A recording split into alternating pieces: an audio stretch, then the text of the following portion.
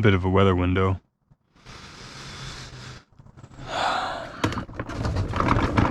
Do what we can.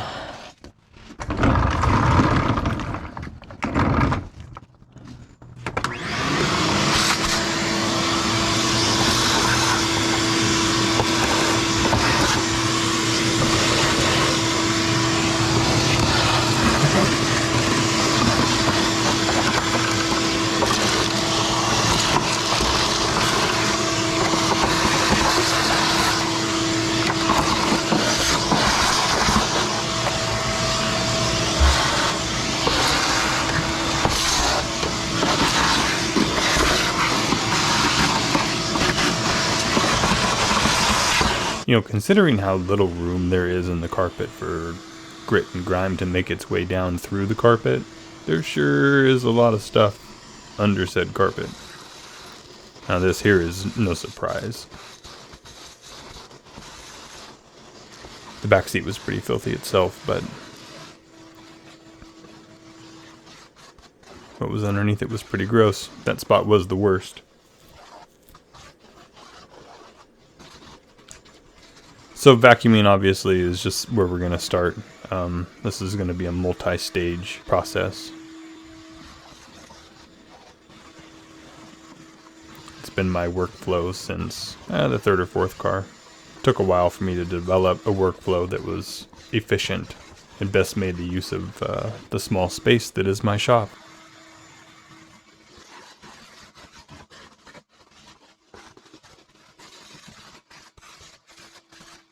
When you have such limited space, it's helpful to kind of develop a workflow that makes sense given all that you're going to do.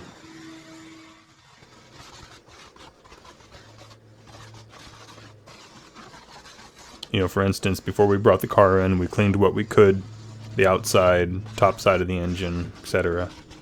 We brought the car into the shop, ripped the engine out of it, pushed the car out, put it on stands. We cleaned everything that we couldn't get to first, tore the engine down, then tore the interior out of it. Now we're cleaning up the inside of the car. We'll get the interior cleaned in the next episode. Then we'll put it all back in, put the car back down on its wheels, push the car back in, and then the engine goes in. Oh, yeah. Now, scrubbing bubbles may seem an unconventional choice, but it's very effective. The scent of it doesn't linger very long, which is really nice.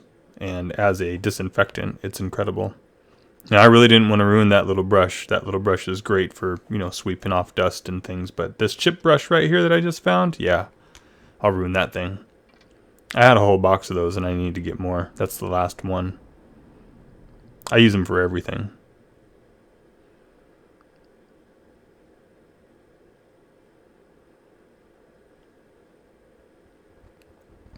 So we're going to coat every square inch of this car. We're going to coat it. We're going to scrub it. We're going to let it set. Then we're going to wipe it up.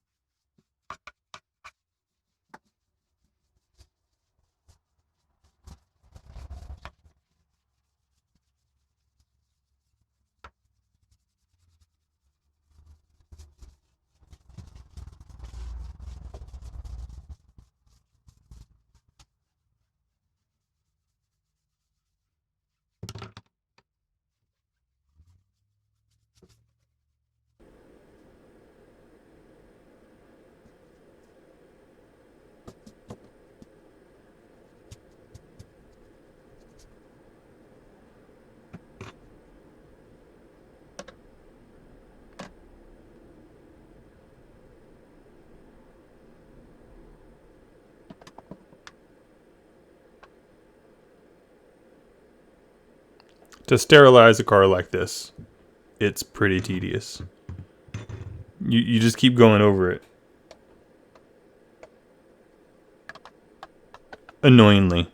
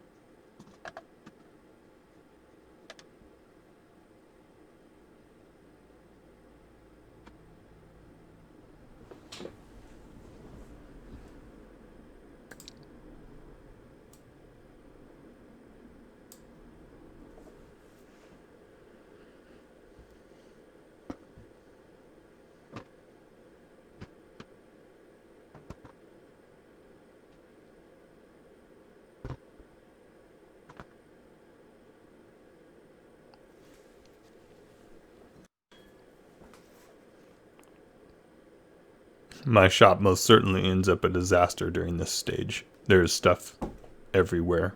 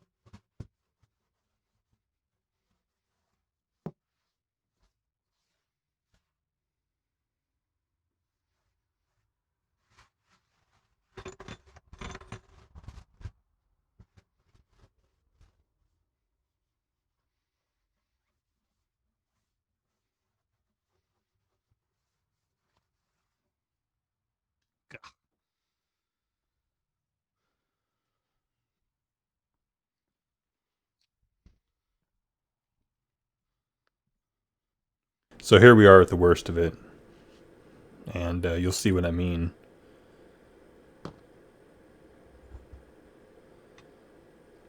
Scrubbing Bubbles does a great job of lifting all of that stuck on nastiness.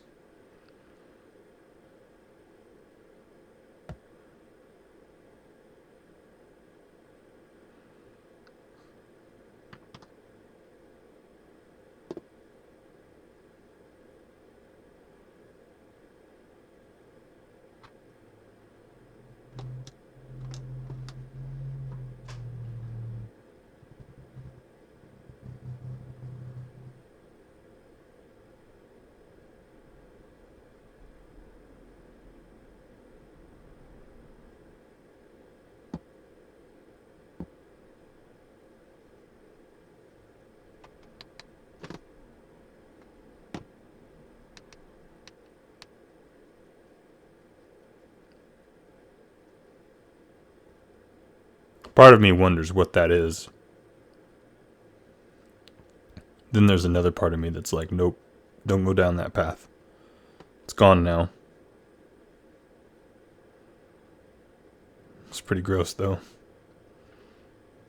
This is one of those instances where I wished I could wear gloves without it hurting my hands, you know? Like latex or some other sort of thin protective glove. I just can't wear them. I wished I could.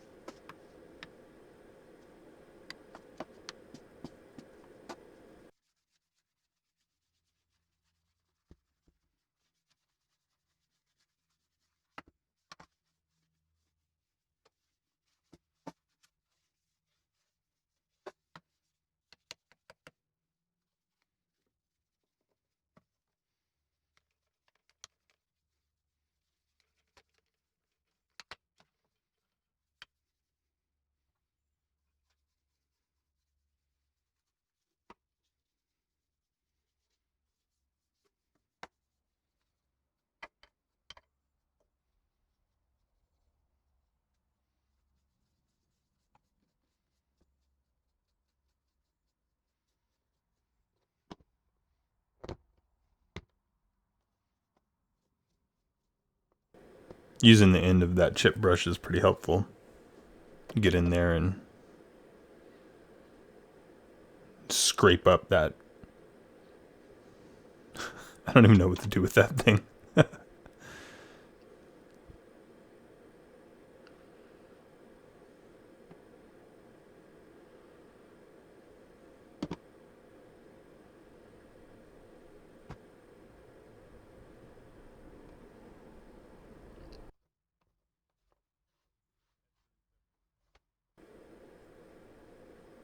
That's so gross.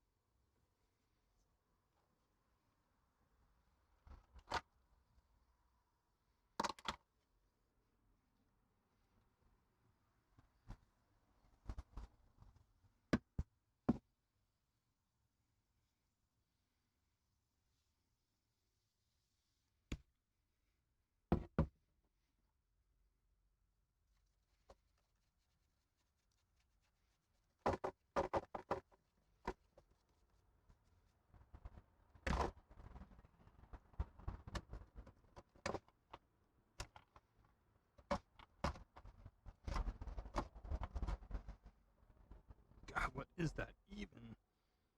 Gross.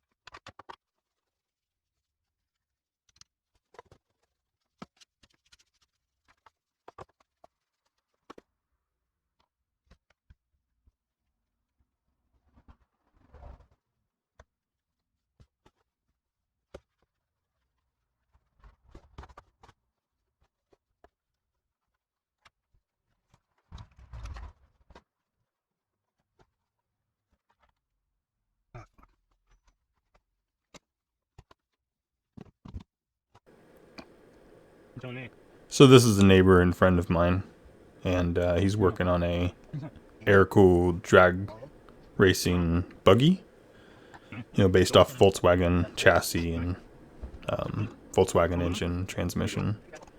It's pretty cool what he's got going on. He's got a really nice roll cage built for it. He was a fabricator in years past, and so he's very good at what he does. It's turning out really well. It'd be very interesting to see.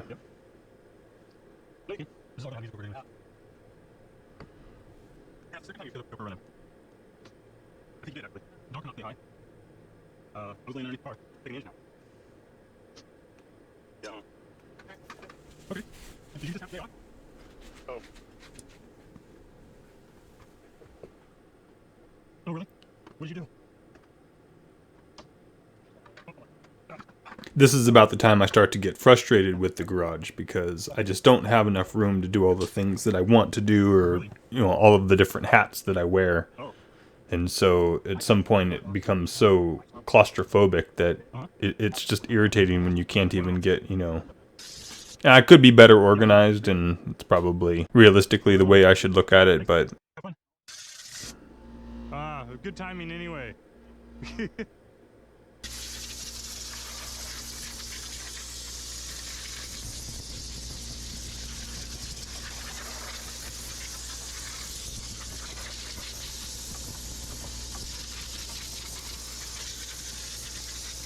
So now that we've gone through and gotten out all of the spilt milk, so to speak, spilt coffee, this is where the air compressor really comes in, because it allows you to get into all those little nooks and crannies that you couldn't get scrubbing bubbles, or you couldn't get the chip brush, or that you couldn't get the rag, and blow out all that leftover grit that was impossible to get to.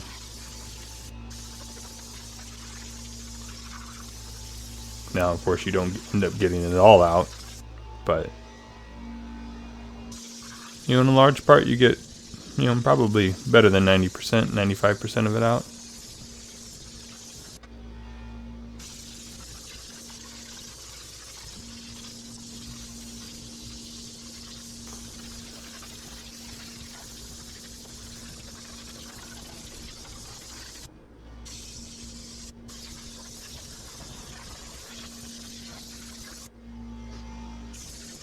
Having that long wand sure is helpful.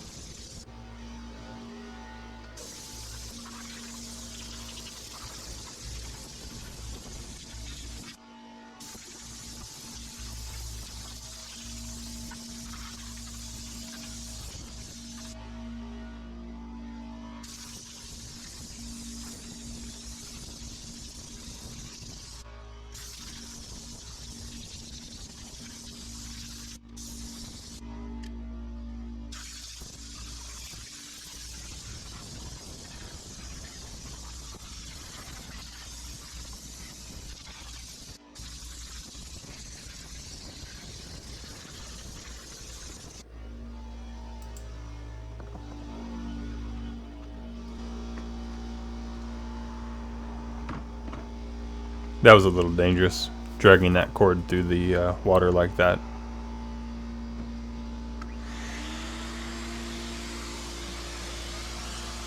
I didn't like doing that.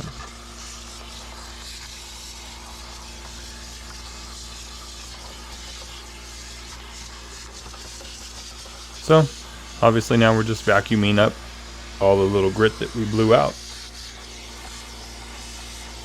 We've got the small attachment on it now, as you can see. So that makes it a lot easier to get into the corners and get into some of those hard to reach spots.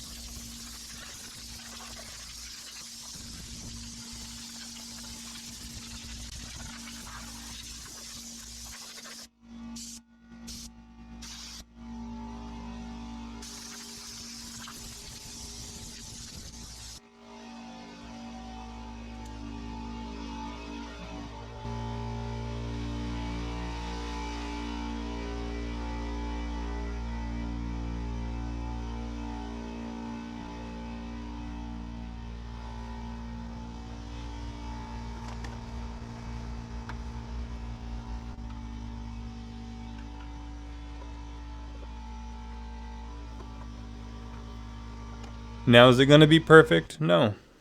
It's never going to be, you know, as if it's off the factory line, the assembly line. It just isn't. It's a 15-year-old car. But, I mean, that's a white rag. And so you can see the amount of grit and grime that I'm pulling off of it. And it's fairly minimal compared to what came off of it that you've already seen. So, would I eat off of it? Yeah, maybe. Nah, probably not.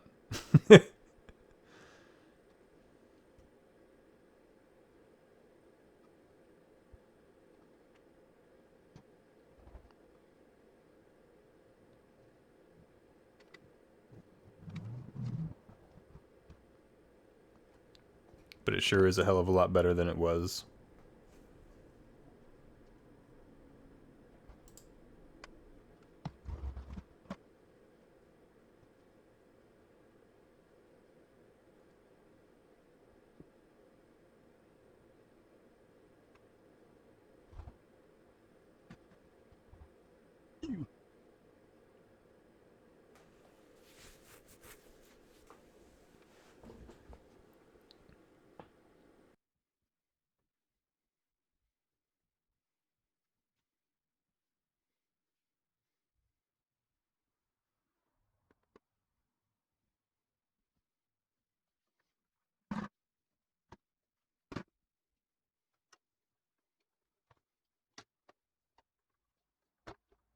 So now it's time for the dynamic duo.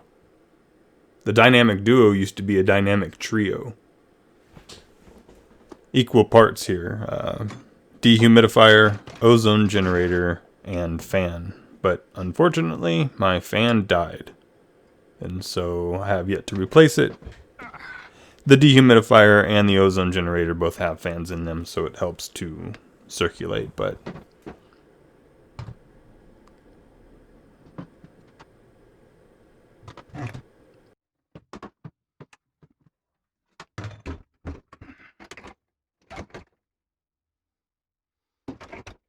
Right.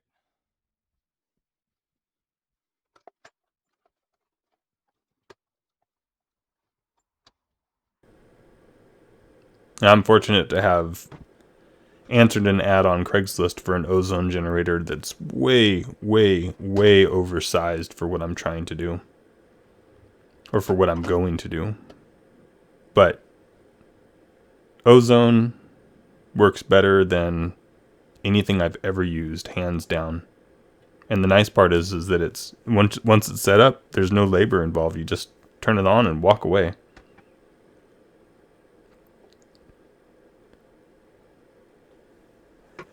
I forget how ozone works. I seem to think it's pretty reactive to organic molecules, and when it hits something organic, when the ozone molecule hits something organic, it oxidizes and destroys the organic molecule. And so all that funky, nasty bacteria that we couldn't get to or couldn't access, or that is in a spot that we couldn't get to, like the HVAC system or any of that kind of stuff, this ozone generator is going to get in there and knock it out.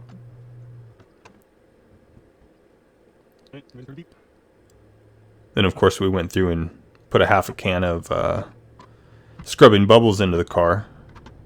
So the dehumidifier comes in clutch.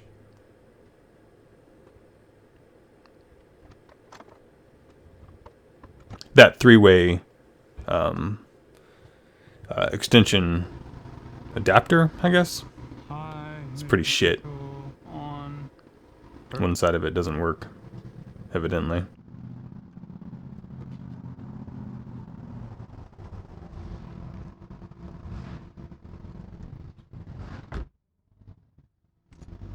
So I leave the ozone generator running in there for at least a day, sometimes two, depending on how funky the car is. In this case, I left it in there for a day. The dehumidifier was running in there as well, and I managed to pull out about half a gallon of moisture out of the inside of the car. So I'm not sure where it all came from. A lot of it was just, moisture in the air. I mean, it was raining on us at this point, so.